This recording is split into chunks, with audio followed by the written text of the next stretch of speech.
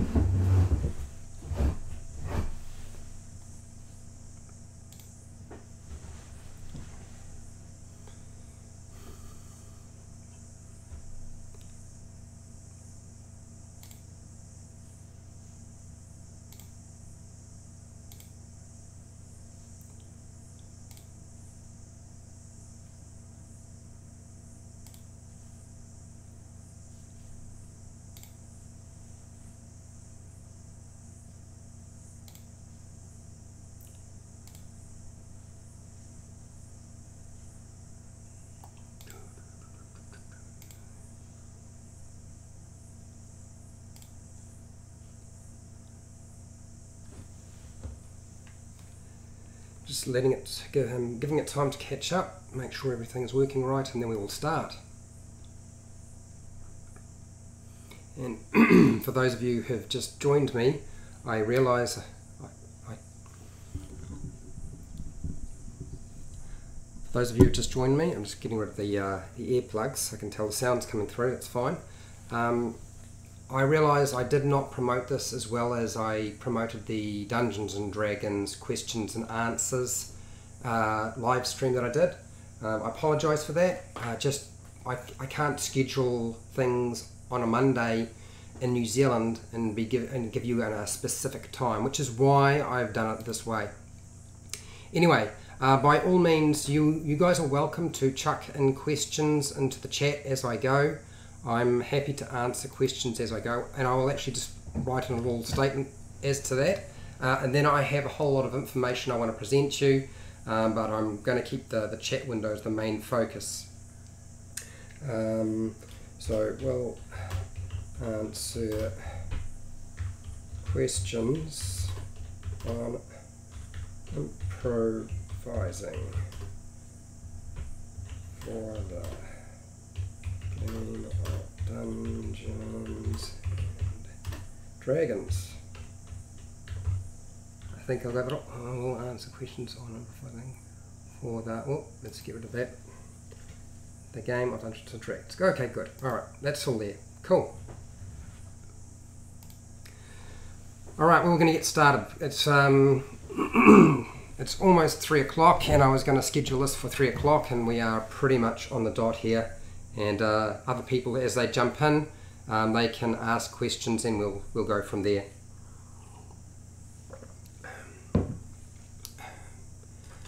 Hi, welcome to How to D&D. My name is Fred Wheeler, and today I want to talk about Dungeons and Dragons, but this is a Dungeon Master workshop, and I'm going to be focusing on improvising during the game. I'm also going to talk a little bit about preparing for your improvising and winging it. Sometimes, I know that sounds strange, so why would I be preparing to wing it or improvise during my game? The simple reason being, there's always going to be some situation arise where you have to do it. So it's best to start learning how to do it and understanding how you can do it better. And there's a whole bunch of strategies. One of the things I do not want to get into is whether you should do it or not.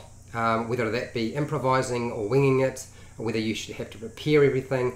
This is not what this workshop is about. It is simply about giving you strategies and methods and techniques to improvise during your game. That is the key for this particular workshop. So there's a couple of reasons. I'm going to go just three reasons, okay, why it's important to learn how to improvise. And that is that players will always do something unexpected, and you won't always have time to prepare everything you want for your game. And sometimes if you are running a pre-made adventure, it doesn't have all the information in there, and you suddenly you realize when you come to a fork in the road or a situation, the players ask for information, or you're looking for information that's not in the book for this pre-made adventure and you swear you read every single page, there's always going to be a situation where you have to improvise. So the first thing I'm going to say is, one, you need to take notes. Anything that you create and make up, it's very hard to remember everything. So key factor is to take notes. And that's not so much to help you improvise, that's simply so you remember what happened when you did improvise. Now, my players give me a hard time about improvising and my strategies and how I do it. And I did a workshop a long time ago about how I improvise. And one of my secrets, I don't know if it's a secret, but is I go to the toilet. This is an opportunity for me to go to the toilet. Now, why am I going to the toilet? And why am I saying that is a strategy for improvising? The simple reason is you've got to try and find a way of creating a break, a short break to give your brain time to think of something. Nobody can come up with anything straight away. So often I will call a toilet break, or say I need to go to the toilet, and I'm not on the toilet. I will take my cell phone with me or a piece of paper and a pen, and I'll be jotting down notes in the toilet for maybe 5 minutes, whatever it takes to make it happen. I don't spend too long in there. Or you can just call for a break when you get stuck, and then that gives you time to put some ideas together if you're really struggling at that particular time. So creating space is one of the really important strategies for improvising. And there's another way you can actually create space so you can think of something to say, or whether it be an image or a monster or what an NPC is going to say, or creating an NPC on the fly. And that is to encourage off-topic comments. I find the best topics for getting your players off the topic of the game so you have time to think about it. You start the kernel. It's actually usually very, very easy. Star Wars, Lord of the Rings, The Hobbit, Star Trek, all of those, any kind of Game of Thrones, if they're right into watching Game of Thrones, all really good techniques for dealing with that. I know that sounds rather bizarre. If you use this technique though, encouraging an off-topic comment that gets them talking about something else so they're distracted, so you have time to think, which can work really well, you must understand and know how to get them back on track. Otherwise, do not use that strategy. I find that the toilet one works the best for me. Next is you need to actually prepare. So it's going to happen. So there are some things you can create to help prepare for improvising. And what I would call it is basically creating a whole lot of very simple, reusable tools that you can use multiple times in a vast array of situations. And these consist of lists and charts. There are other ways of creating stuff, just a folder with information in it that you can use for improvising, that you can just flick through and pull information out quickly. But lists and charts are one of the most important aspects of improvising, particularly if you are starting out with it and you're not very confident with the process. So what sort of lists do you make? So a list of names, quite common, having to come up with a name, don't know what the name is, use a list of names. Pre-made.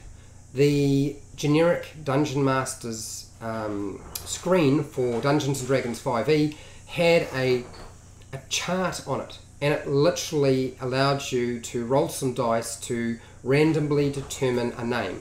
Now you can use it that way. I prefer using a phone app on my phone, and I just click the button till I get a name that I like, and I'll use that during my game. I'm going to come back to phone apps because they're very important. Well, certainly I find them very important. Also, make sure you have like a little notebook. I think I've shown you my notebook. Keep a little notebook with a whole lot of little maps in it that you've drawn in advance. They need to be just small locations that are things you can easily drop into your game at any location, and a variety of different locations, so that you can make it easier for you to pull things out really quickly. I've also done a video on how to draw maps really quickly, like in 5 minutes. You can actually do them as you go. I haven't done a video on that particular topic, but 5 minutes, you create that space for yourself to think, you sit down with a piece of paper behind your Dungeon Master screen or on the toilet, and you draw your map really quickly, and you label it, and you put some monsters or some treasure or some interesting features to your location before you go back out and you have to deal with it. So another way of dealing with it, as I said, is a small notebook full of maps. I also have a folder of pre-printed maps which I can just sort of pluck out of my suitcase, and these are all high gloss color. You guys have seen probably quite a few of them in my videos. Anything to do with maps and miniatures, there was definitely going to be a pre-printed color map, and they don't take up that much space. I can fold them up, they go in my suitcase, piece of cake, and I'm ready to go. And so somebody says, oh, okay, I want to go into this castle, like, I don't really have time to draw a castle, but actually I have a map of a castle, I'll just pull that out. They won't even know that I had nothing prepared, haven't got a clue. Some of my players might, but not all of them. The next thing is I want to talk about the Lazy Dungeon Master. The Lazy Dungeon Master, or Mike Shull, Sly Flourish, he has a PDF, it's like an online ebook that you can purchase, and you don't have to go and get it because a lot of what we're going to talk about is covered in this video, but it's still a good resource, and he does go into a lot of strategies for dealing with minimal prep and having to understand how to prep less, and also how to improvise during your game. So those are some of the methods and strategies, and we are not finished. Trust me, I did some notes, I've taken a whole bunch. We're only on the second page, so don't go anywhere. I do need to take a drink of water though.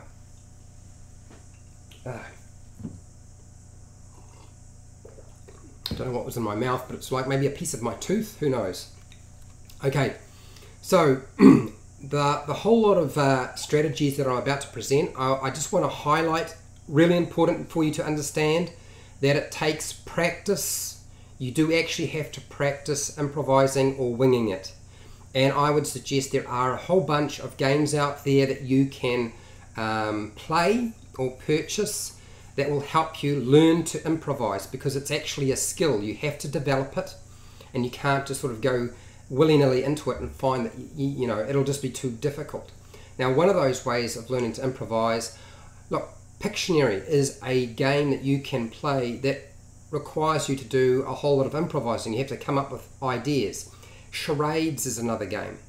Rory's Story Cubes. I've done a lot of videos on Rory's Story Cubes where you roll some dice and you create a story from it, and you've got to make it up on the fly or improvise the whole thing, and you've got to link all these little pictures together. It's another really good way of dealing with that. Once Upon a Time, there's a game that you can purchase which actually has you start off with Once Upon a Time, and then you have some props and cards and things to prompt you, and you work your way and you create a story amongst the group. It's actually quite a cool idea. It's sort of like an offshoot of what Dungeons and Dragons, the roleplay game, is doing. So really handy tools to utilize. If you ever get the chance to do theatre or drama, improvised drama, all that sort of stuff can be really, really helpful too. Okay, so back to the story cubes. Now, this is not my own personal idea. This came from Mike Shull, and I believe that Matt Click over at A Fistful of Dice was also used this idea with story cubes. I talked about this a couple of days ago, but I want to talk about it now. So literally, story cubes are just cubes, and each side has a different picture. And there's about 9 dice, and you just roll those, and they're utilized to spark your imagination and ideas, so that if you run out of ideas during the middle of the game, you've got something you can sort of pull on. Now, it might not necessarily fit, it's up to you. One of the things about pictures is it does help link ideas from one thing to another. And I often will look around my room, and if I can see a picture or a poster on the wall, I'm going to utilize that in my game if I get stuck. I often used to play the game in game stores, and they have posters of magic and so forth, and you can utilize that information, pull those ideas, use what you see as a description. Story cubes are great because you can actually build an entire NPC around it. That is something like their personality traits, their ideals, their bonds, and their flaws. And you just use 3 or 4 story cubes. I believe Mike Scholl suggests 3, and that's going to work fine too. Now I'm going to get back to all of your comments. You keep putting those comments in there because I want to work through this and come back, okay? So that's story cubes. Now story cubes can also be used for locations, ideas, not just an NPC's makeup and build. You can utilize it for a location. You can utilize it for a set of events or a plot that might take place during your story, your game story. You can utilize it in the same manner. So it's very, very handy. They're not very expensive, and chances are you could probably just make your own, buy some blank dice and draw some pictures on them, and it'll work fine. Next, I want to talk about the cell phone, the smartphone in particular, phone apps. As you know, if you've been watching my channel for some time, I do reviews on phone apps, and I try to pick phone apps that you can utilize that are useful, the ones that I find useful and ones that I think you will find useful. And these might be just something like a treasure loot chart or generator, or a map generating app. You can get random generating apps for your phone. You just press a button and it creates it. It's very, very quick. You can use it for creating names, as I said before. There's a whole lot of different tools. Go and find a whole bunch of my videos on that, and then go through the App Store and have a look at what you might find useful and what will help you improvise during your game. Also, random generating maps. There are software, so if you have something like a laptop and you've got Wi-Fi connection, Dojin is a really good tool. It allows you to get online and you can create a quite extensive map or dungeon location, and it will populate it for you.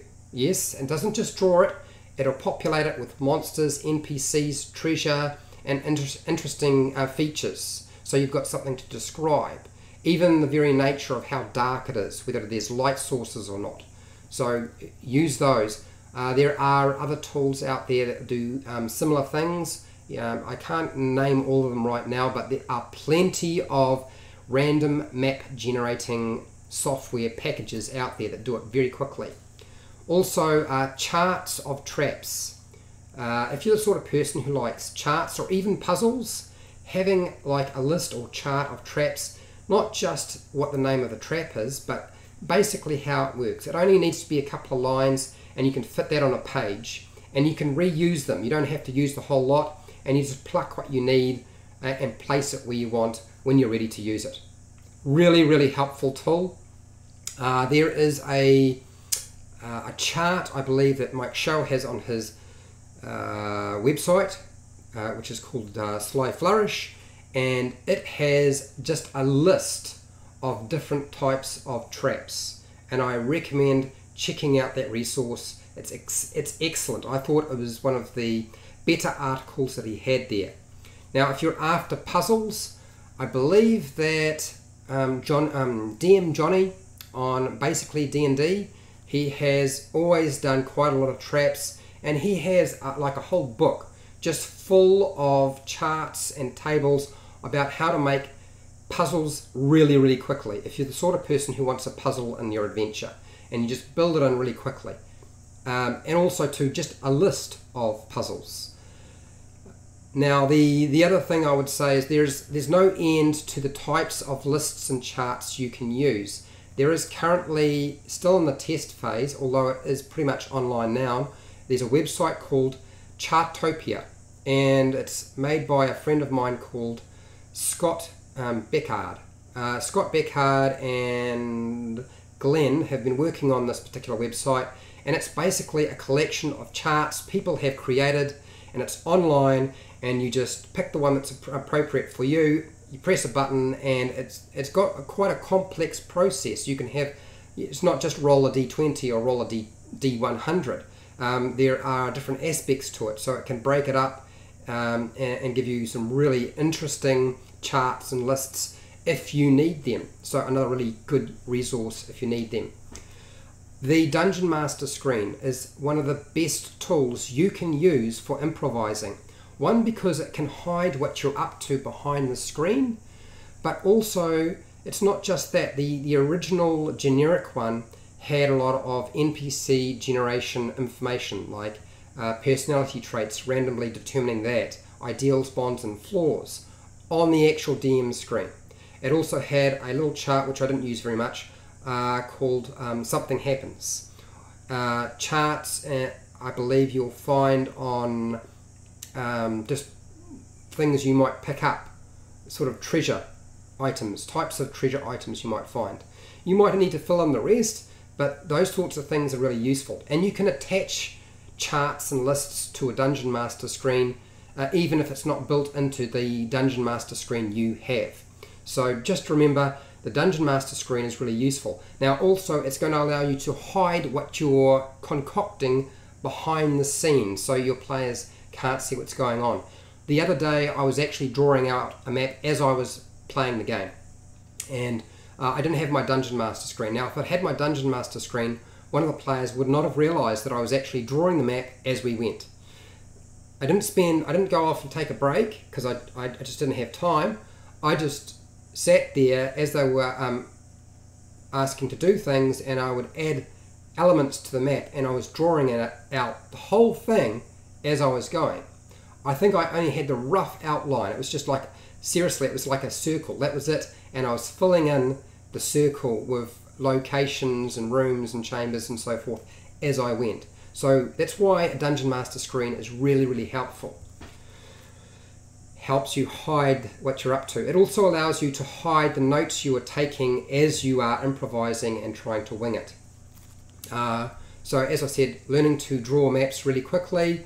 Also a list of adventure hooks. Now, I know a lot of people say, look, a list of plots would be helpful, but I don't tend to run an adventure that is plot driven. My characters, the players at my table, drive the plot. So as a result of that, I tend to just start with the kernel, and then they're going to take it the rest of the way. I don't worry about the whole plot, but you could make a list of fairly generic plots or interesting plots, and I know there are charts and lists out there that you can access if you want that sort of thing, but certainly a list of adventure hooks can be very helpful too. A collection of pre-made NPCs. Don't make it too big. You don't have to have the whole thing in vast detail. One of the things I've noticed with the pre-made adventures, they're putting out at the back of the books, they've got NPCs with a stat block, and they've got personality traits, ideals, bonds and flaws, a very small paragraph on that section, and it's all ready to go. And it fits on like 1/4 of an A4 size page. So an excellent way to prepare is that for improvising and winging it is to have a whole lot of villains or NPCs, particularly villains and NPCs you can reuse. So they might not use them this session, but you can use it later on. Learning to describe images or NPCs from your mind. Now, I've already talked, I did a video on the topic. I believe Andrew Armstrong has done a video on improvising that talked about either imagine something in your head and describe what you see in your head, or a scene from a movie. I often use that, I've talked about that before, or a scene that's drawn in your head because you're listening to music, or you're pulling something from a book that you've read or seen in a book, or maybe a comic book or something like that, or a poster or a piece of artwork. Learning to do that's really, really helpful. Now, if you can't do it from your mind, then take a collection of artwork, like a little art book. Doesn't have to be big, of images that you really like that you think you might utilize, and you can print these out, put them in a folder along with all the other stuff that you've got. You know, you might have a section for NPCs, adventure hooks, random encounters, things like that. Random encounter lists really helpful if you want to run not just for combat but for role play, and it doesn't have to be long. So make sure you have a list of random encounters. But it's also, like I said, really helpful to have images that you can simply look at and then describe what you see. And that's going to make it really, really a lot easier for you to improvise during the middle of your game. Use the ideas that your players come up with or suggest or mention during your game session. I do this quite often when I get stuck, particularly if somebody comes up with something that was better than what I had created. And I was like, okay, I actually hadn't thought of doing it that way, but they've actually suggested something that would work better. So cash in on that. Often the players will lead you in directions and suggest ideas that can be really useful to your story. So I would suggest capitalizing on what they say at the table. Don't ignore everything. Don't say, oh, well, no, well, I'm not going to do that because that's not what I had planned, or that just sounds silly. That's why I say have a little notebook and a piece of paper so you can jot down ideas. You can jot down a couple of different ideas that they've suggested and cross things out until you get to what you need. And then you've got a kernel of an idea for moving forward. Often your players will suggest things or ideas that will fill in the gaps for you. Bullet points. So when you're creating notes, bullet point things, and like I said, once you've bullet pointed and you've got a collection of ideas, it's like brainstorming. You circle the one you like, you cross the rest out.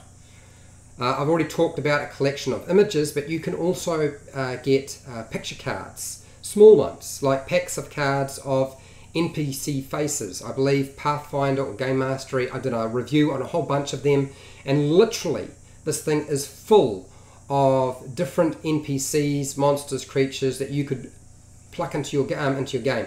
And often the image tells a lot.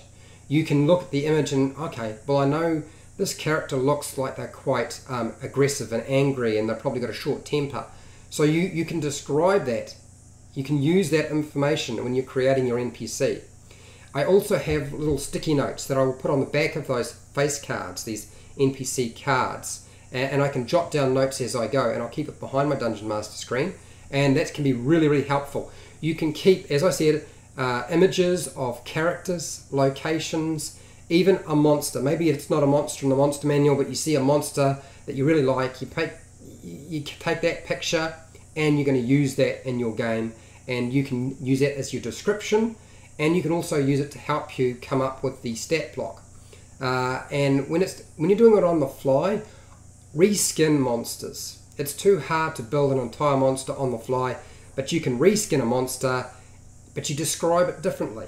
It looks different to what's in the monster manual, okay? But you're using similar mechanics that you've already got sitting in front of you in the monster manual. The other thing is there are so many tools in the Dungeon Master's Guide. There are charts and lists galore, things that you can utilize in your game, and you don't want to necessarily cart the entire Dungeon Master Guide around with you, but you pull out them, you photocopy them, you might type them out and add additional elements to it so you can utilize that, and you put that in your little flippy file, you know, one of those thin flippy files, or if you're more into the old style ring binder, then use a ring binder. That can work well too. Some of the things that you need to understand about improvising, and I'm almost finished here, is relaxing is really important. I've talked about this for beginner dungeon masters, but even if you're an experienced person and you're having to improvise, try to learn how to relax. So how do you relax when suddenly you're left in the situation? I know this sounds terrible, but I believe that a little bit of alcohol can be helpful. Now, if you're younger and you can't drink, then don't. Leave it alone.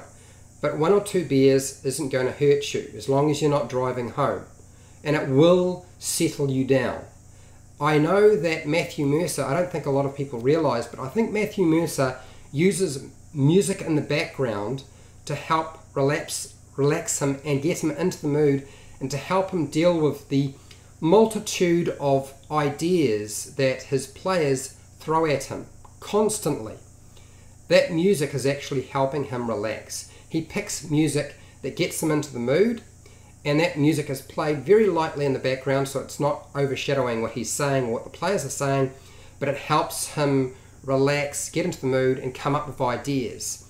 Because Matthew Mercer has to deal with anywhere from 6 to 8 players who are all very experienced now role players, and they really do. They throw spanners in the works and really unusual things at him all the time. So playing a little bit of music in the background might help too. Everybody's got a different way of learning to relax. Maybe your way of learning to relax is having a cup of tea. So drink a cup of tea. Doesn't matter. Pick the thing that works for you, because you need to be able to mellow out. One of the things, and I know this sounds terrible, is when you're learning to improvise or winging the game, it's important to have the right attitude. And I know this sounds terrible, but you need to not care what the outcome of the adventure is. You have to have no preconceived idea of what will happen. It's going to be a surprise for the players, it's going to be a surprise for you, and learning to enjoy that. And just not worrying about, okay, don't worry about, am I going to make a mess of it? Just not caring. You know, the number of times I've discovered after a game that I thought we ran terribly, that was horrible and awful, and my players had a ball. They told me, Fred, that was one of the best games you've ever run. And I was like, I didn't prepare any of that. Honestly, I had no idea what I was doing. Okay, so utilize that to your advantage. Attitude, if you can just keep regurgitating in your mind, I don't care what the result is. I'm just going to let it play out. I don't care what the result is. I'm just going to let it play out. Okay, there are a lot of comments in the comments section, and I'm really pleased to see that I think this new layout where I make your comments the focus of the video, particularly when I'm doing the workshops, I think this is actually a better format rather than a big picture of my face. So let's have a look at some of the comments, because I believe there's probably a few questions there. I will do my little sign out bit, and then that means I can sort of cut this later on. So if you found this video helpful or informative, please share and like the video. And if you're not subscribed already and you like this content, then hit that subscribe button. On my channel, beside the subscribe button is a bell. You just click that bell button to get occasional notifications. I do videos every day anyway, but if you want a notification when one is coming out or has come out, you will get the occasional notification. If you have any questions, your time is now to put them into the chat box during the live stream. If you're not part of the live stream, then put them in the comments at the end after this goes public and it's fully published and processed by YouTube, and I will go through them and work through them as best I can. I have noticed that this new format has meant that I get fewer comments down below. So I'm going to add to the comments section. Tell me in the comments, did you enjoy this kind of workshop and video? Because if you did, I would like to know. Not just in the chat box for the live stream, but after the live stream, because then it gives me a good idea whether I'm doing things right or not. Now, if you want to support my channel, watch more of my videos. It's always good for me. Don't run away, the rest of you. I know I'm still rambling a little bit. We are going to get to the end. We will answer your questions, so don't run away. But watch more of my videos. There's bound to be something that you will find useful. I have over 400 videos now. If you want to support my channel, watching my videos helps. I get a little bit of ad revenue. If you want to really support my channel, I do not do Patreon, and I will not be doing Patreon. But down in the description, there's usually an affiliate link to Amazon. If you buy anything from Amazon online, I get a small commission. You pay exactly the same price. You can just go through that link. You can buy that thing or something else. It doesn't matter. If you go off and buy, go up to a different link or do a search for something else, I still get a commission from that, and you still pay exactly the same price. And you didn't have to spend any extra money to support me, which is great. And hey, till next time, keep rolling those 20s. Okay. Don't run away. I'm going to get to your questions. There are a lot of questions in the chat box, and I want to go through and acknowledge everybody if I can.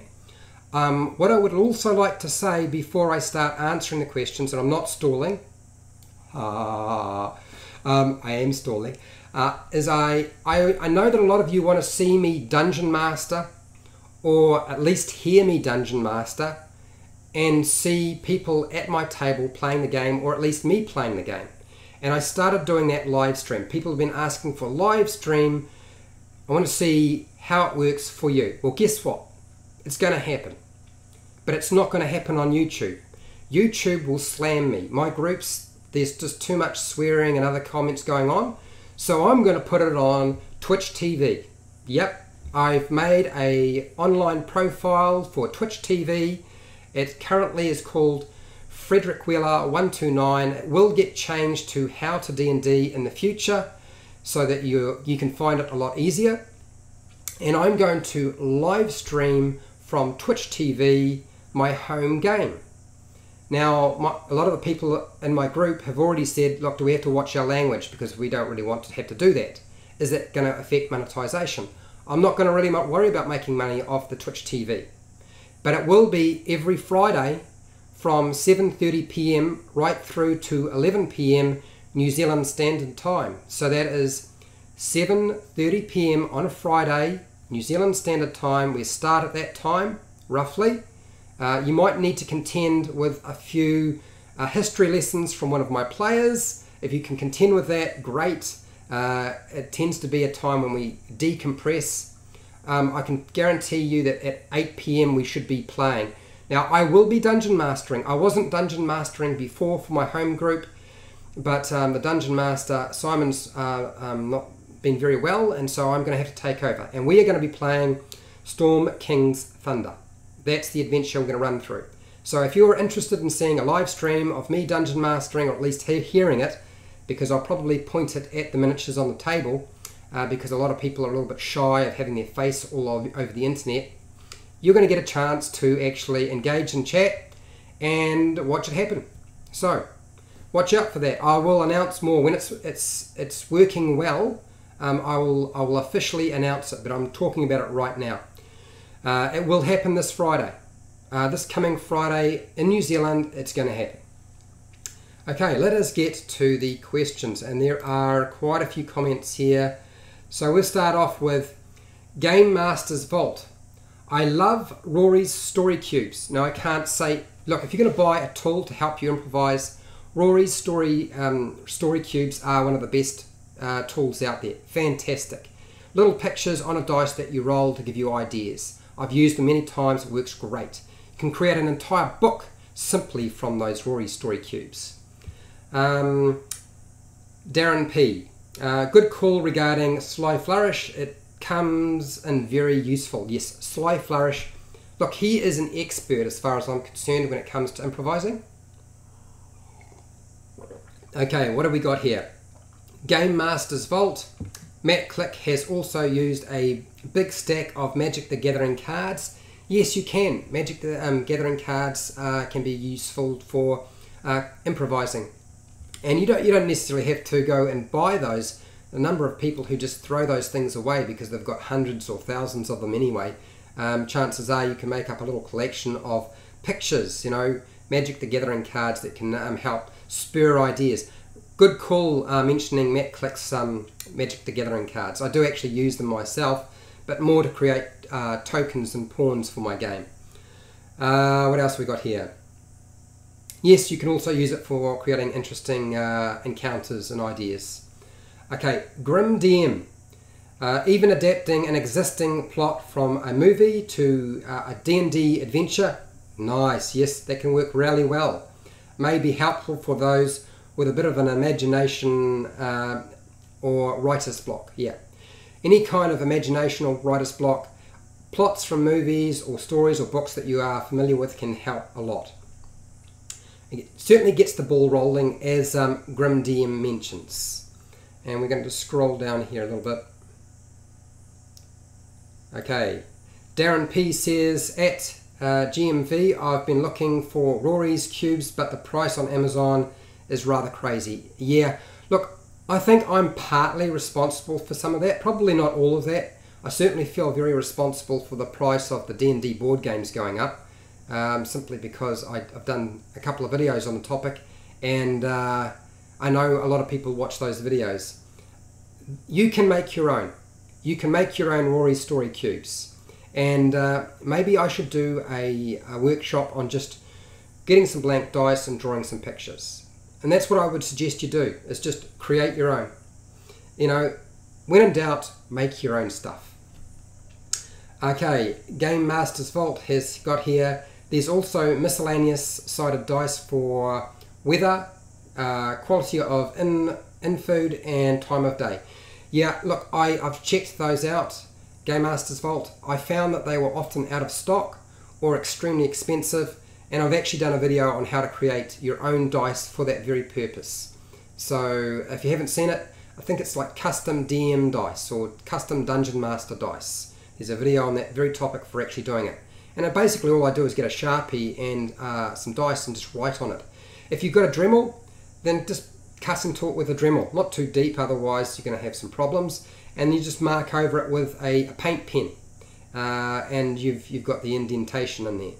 You could even use a crayon if you really wanted to, but the crayon will come out over time. Okay, what else we got here? Game Master's Vault says Walmart sells them, as well as it's fairly cheap on Amazon sellers, changing the price based on how many sellers there are. Prices go up and down with fewer sellers down. Yeah, it certainly, look, I feel a little bit bad because depending on the country you are in, Amazon is not necessarily the best option. And really, some of the affiliate links that I provide need to expand on that because Amazon is not cheap. Some places you cannot ship the stuff from Amazon to you. If you are in the wrong country, you can't buy online from Amazon because they won't ship it to you. And so you've got to then ship it to somebody else who they will ship it and then get them to post it to you. It can cost a fortune. Often the freight cost or the shipping cost from Amazon, unless you're in North America, can be really, really prohibitive. So this is why I would suggest trying to create your own stuff, using stuff that's online. All good ideas. There's nothing wrong with using these tools, but if they're going to be highly expensive, then just don't bother. Okay. Still a good idea though, Game Master's Vault, provided you're in the right place. Right, what have we got here? Darren P says, I like using newspaper stories for plot items. Okay, good idea. Yes, I like it. Just take an article, modify it for the campaign, and it works really well for background events. I believe that Chris Perkins uses this technique as well. It's a very clever technique. It also keeps it related to what your players will understand is happening in the world right now. The only thing I would say is they may pick up on a current event if what you're using is so familiar. They may have seen or guessed where you've pulled it from. But it's a bit hard to avoid that anyway nowadays. You know, it's going to happen. Darren P says here, I'll check Walmart, much appreciated. All right. Hopefully it works out for you, Darren. Okay. The only problem is I don't have Walmart in New Zealand, and I suspect Walmart is one of those things that doesn't it's not completely global. Yeah, depending on where you are, you've got a Walmart. And a lot of places won't have a Walmart or a store that's similar to that. Okay. Game Master's Vault has here, I also like using blank dice with a dry erase marker or stickers for any kind of random event I might need. Now that's actually not a bad idea. Now using a dry erase marker means you can wipe it off, you can reuse the dice later on. I guess the only hassle is you have to be able to come up with that stuff as you're going. But still actually a very good idea. I like that idea. Game Master Vault, it's excellent. What else? Game Master Vault's also got here, I find most of my maps and NPC portraits in Pinterest. Yes, a lot of the images I would get for NPCs, locations, I would pull off the internet, and Pinterest is a good location to get your information or your images from. Sean Hulls. Hi Fred. Good to finally catch one of your live shows. Sean, welcome to the show. And while you're here, if there's anything you want to say to me, this is your time, because you finally made it. Okay. Game Master's Vault, it's got here, thanks for the subgrim. Ah, okay. Oh, I'm glad that somebody's getting some traction out of this. Game Master's Vault's also got, I don't use a list of plots per sec, more like rumours the PCs might overhear around the town. Well, that's actually not a bad idea. A list of rumours that you can utilise. You don't have to use all of them. Things you can chuck in there. It's actually just another form of adventure hook, really. It's just in rumour form that they can pick up from a tavern or a store or just talking to NPCs in a town. Good idea though, thank you for that, great. What else have we got here? What I love about this is I'm not just giving you information, people in the chat are providing you with a whole lot of additional tools that I can't necessarily write down, and I can't prepare everything for you. So this is what's great about live stream. I know there's a little bit of a hassle because you've got to wait till the very beginning, particularly if you're rewatching it and you don't know where you're up to in it, but still an excellent way to actually learn from each other. Okay, what else we got here? Grim DM, no worries, GMV. Okay, alright. Someone's made a new friend, that's good. Okay, Game Master's Vault. To get good practice describing things, again, go to Pinterest and look at RPG art. Close your eyes and describe. Yeah, it's actually not a bad idea. I've done that quite a lot myself. Very helpful. Also try to use 3 of the 5 senses. It's more than just sight. Yeah, you're right about that, Game Master's Vault. If all you do is describe what they see, there are things they are going to be able to smell and hear. Describing touch really is only when they start interacting with something. So describing touch is a little bit different. Describing atmosphere. Describing an atmosphere is a very powerful tool, but it's also very subjective. So you need to be careful about how much you utilize it. One of the risks you run into describing stuff to your players for their characters is trying to describe how their player character feels. You don't know how the player character feels, and describing the feelings of an NPC, well, they won't know that either, but you can describe seeing sweat dribble down their face, and you can give them hints to say maybe they're nervous or it's just a hot day. So you've got to be careful about atmosphere and trying to describe emotion in any kind of an adventure, particularly when you're going for that improvising or winging it technique. Okay, what else we got here? Darren P. There's good threads on various D&D subreddits that have image dumps for art. Yes, there are. I've been there more than a few times. Good point, Darren. What else we got here? Grim DM, I'm a massive fan of background music along with props. Now, one of the things I want to talk about, because Grim DM has actually pulled out an important factor for improvising, and that is if you use terrain and miniatures and maps at your table, then you can simply just grab some miniatures and a bit of terrain and just lay it out. And just laying it out gives you time to think about what you're going to describe.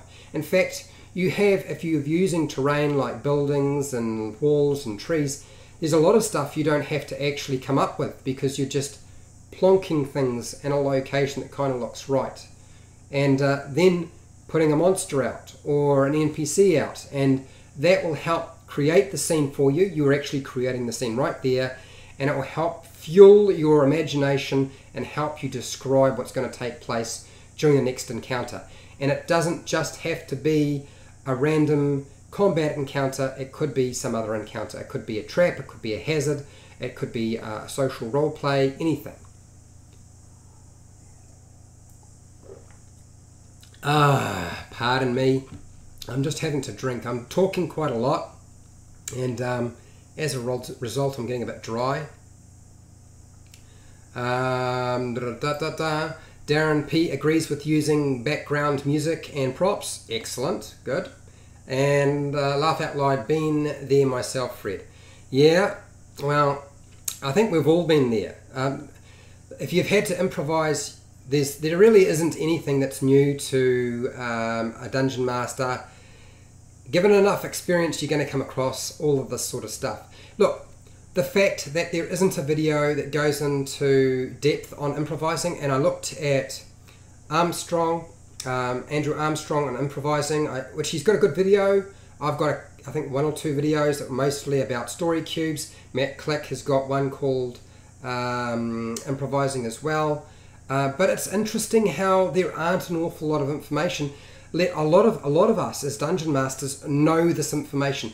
These aren't special secret strategies and methods that only I know, or only Game Master Vault knows, or Darren knows, or anybody else. These are strategies and methods that a lot of us have been using for years, or we've picked up just recently. They are quite common. Alright, Game Master's Vault says, don't be afraid of putting something in your game that you haven't figured out yet either. That's true. I've done it a few times. It can work out really well. You don't have to build an entire town. Often I've built an entire adventure and all I had was the name of the town. Yeah, that's right. They had a map, a continent, I put a little dot on it. This is where Silver Moon is. And they go there and I'm drawing out the map for the location as I go. Or I didn't need to even draw a map. They said, I want to go to the tavern. Well, okay, you walk into town and you go to the tavern and I just got to come up with a name for the tavern now. Piece of cake. What would be a good name? The Dog's Bollocks. Not a very child-friendly name, but certainly an entertaining name. Come up with anything you like. Yeah? The Phoenix Feather. Whatever it will work for you. And like I said, introducing things, and all you need is a name, and you build everything else around that.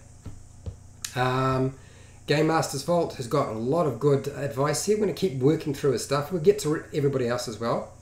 I constantly put bits in my games that are, I don't know what they are for, and what will I do with them at any time. So yeah, I often will include items and NPCs, and I don't know what their purpose in the game will be, or a location, and I don't know what I'm going to do with it later on.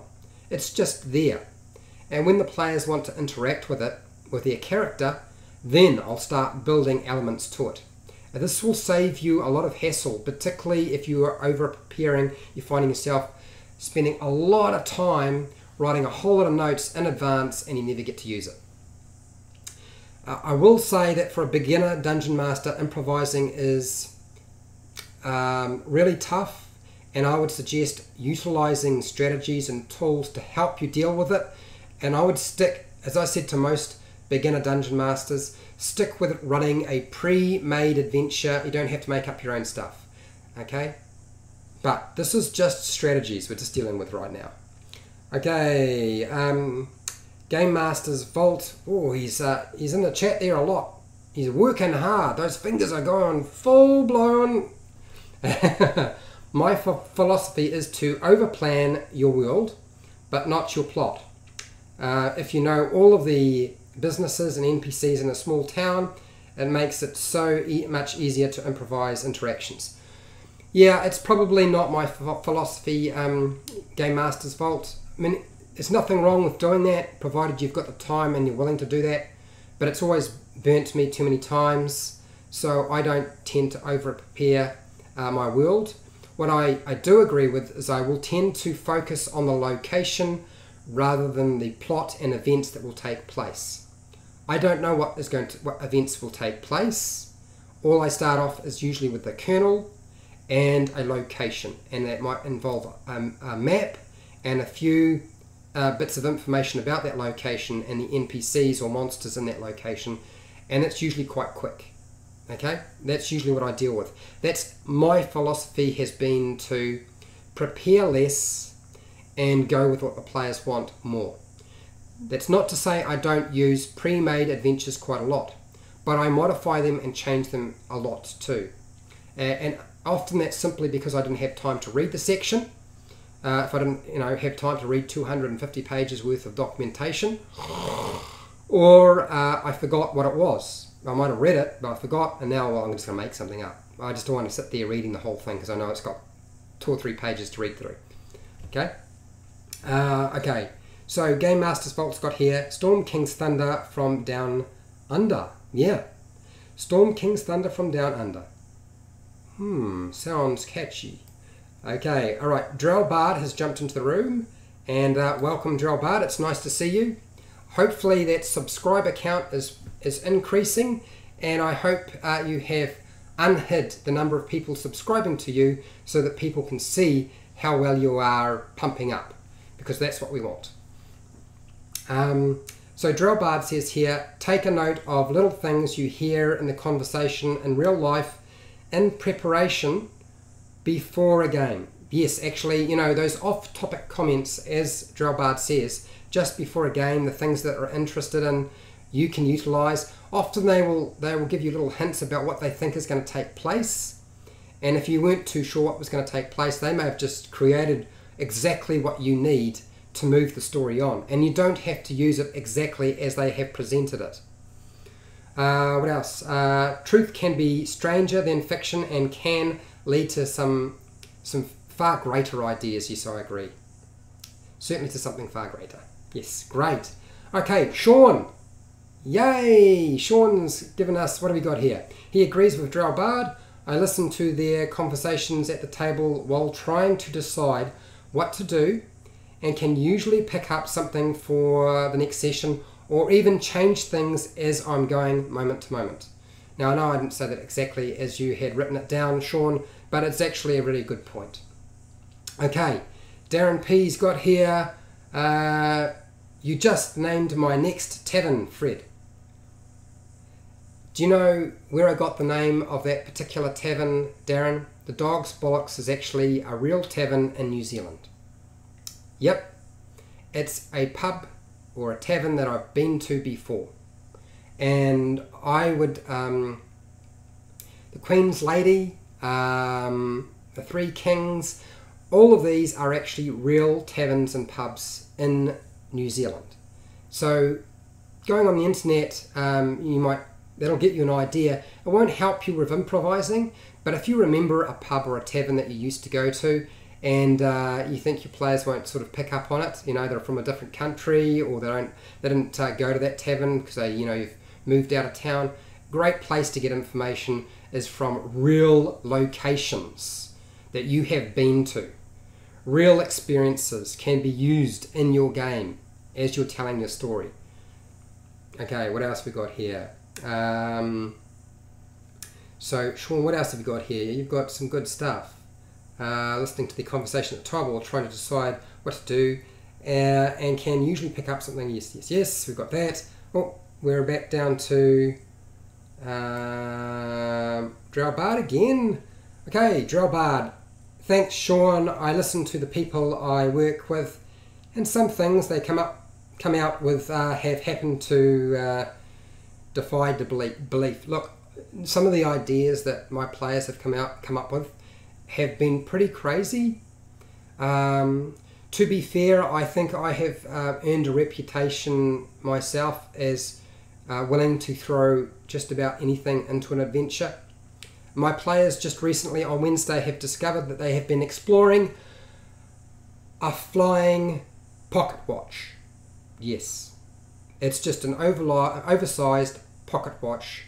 One of those old style round pocket watches that you usually have on a chain that you stick in your pocket, you pull out, and they just discovered they're exploring a pocket watch.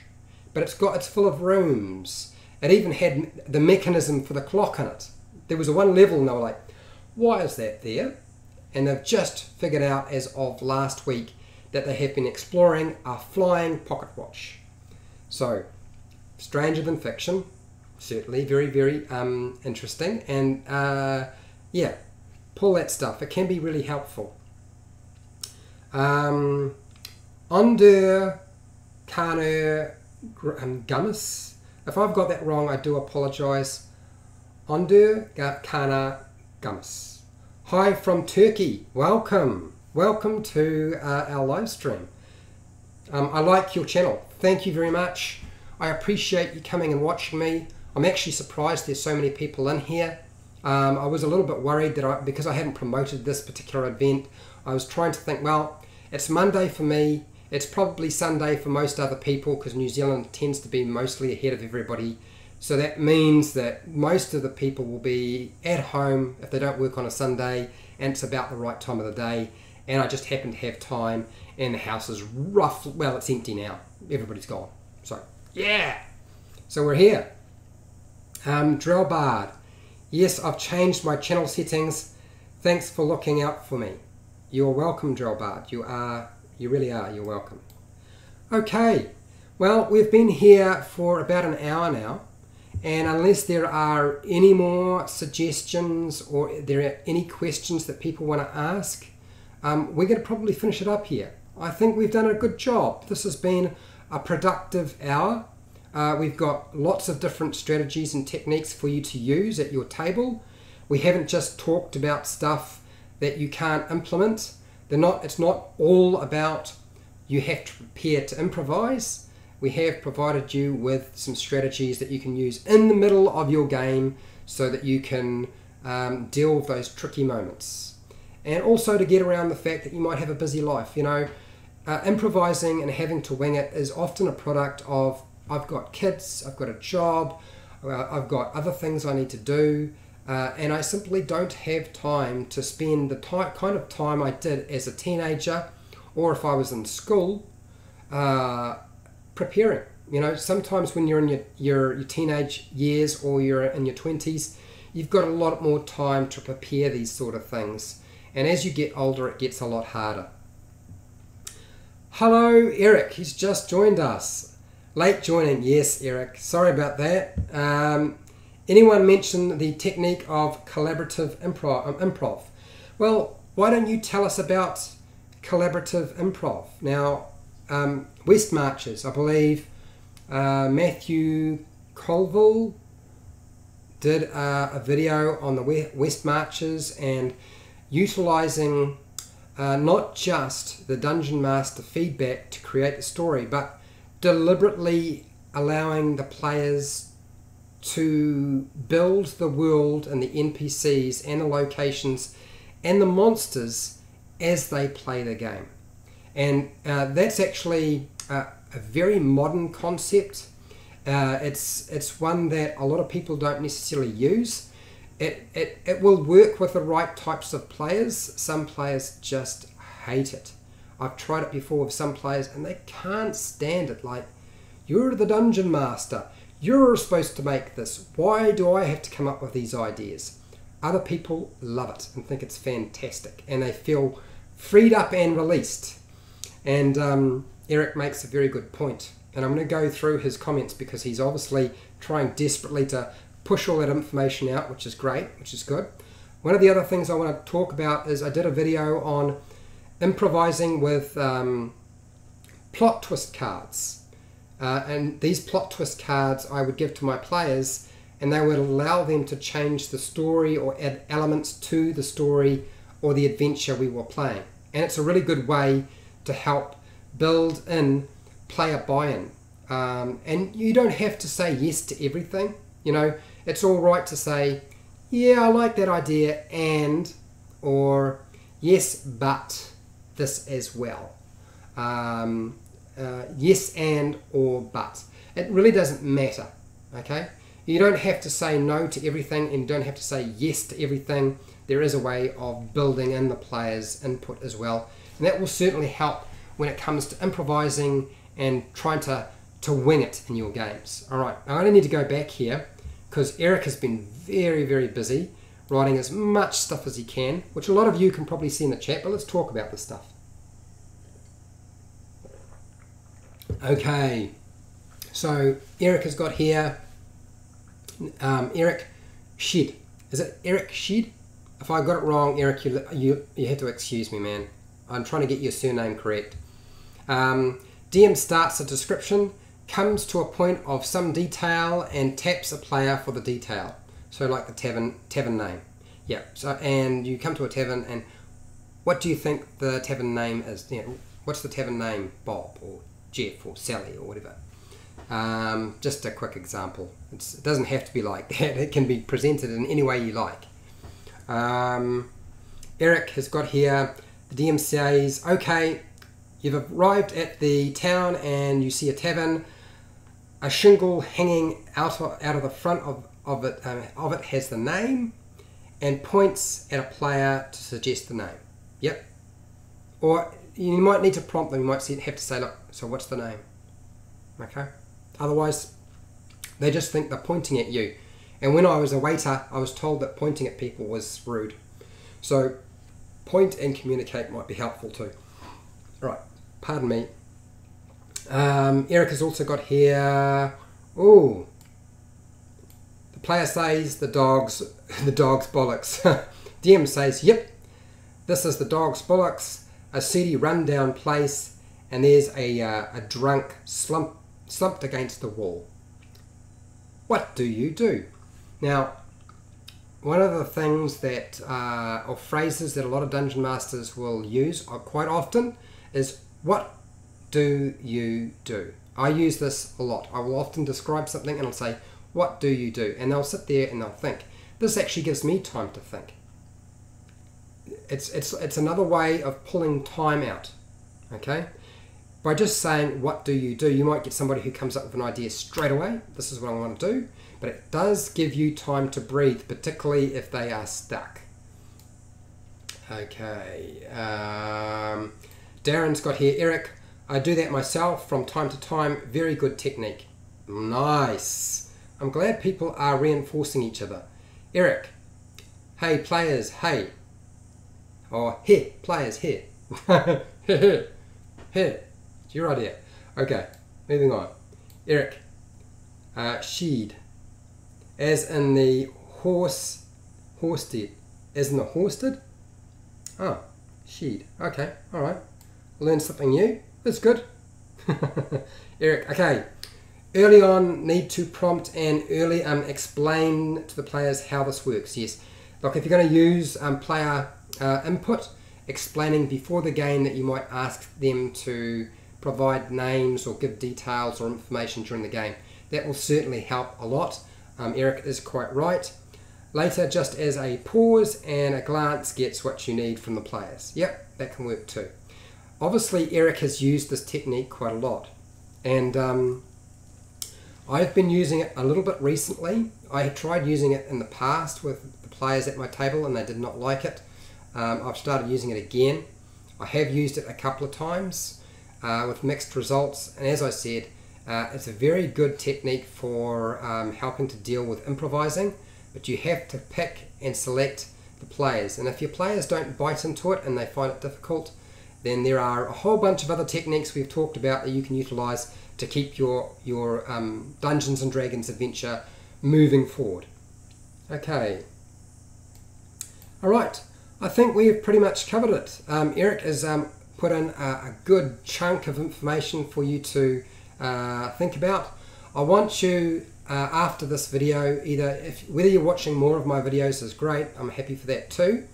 But I would highly recommend checking out some of the videos that Matthew Colville has put together on the West Marches, certainly for what Eric is talking about. Matthew Click at A Fistful of Dice and his improvising techniques. Type in Mike Shaw, because he gives you a whole bunch of really helpful techniques for literally using props and quick techniques for improvising. He literally uses a whole lot of pre-made stuff. He even has pre-made puzzles that he'll just hand out. He actually has a whole collection, like a bundle of player handouts that he can give to people. And that's another really helpful technique, is just to have a collection of player handouts that you can plop into your game wherever you like. You just need to make sure they're generic enough that they can fit multiple situations. Okay, alright. Well, I feel like that has done what it needed to do. And I'm hoping everybody found this useful. This video will probably take between half an hour and an hour for YouTube to process before it is released publicly for anybody who missed it. So you can go back and re-watch this video. I will make sure it is released and it's not held in the archive. I've discovered that's actually not very helpful for you guys, and YouTube apparently doesn't like it very much, so I'm not going to do it anymore. Okay, instead I will try to just go through and do an edited version of anything that people wanted a tighter, cleaned up version of. So I'm going to say goodbye, and I guess we should say my normal till next time, keep rolling those 20s. And to all of you who took the time to sit through this and provide your really useful and helpful advice to so many other people, who I hope people will watch this video and actually learn from what you have done and what you have suggested, not just what I've talked about. Because what I've talked about is not just my ideas, they are lots of ideas that have been presented by multiple people across YouTube and obviously during the live stream. Okay, and Sean, I'm glad you had a good time, and I'm glad you found it helpful, and I'm glad you think it's great stuff.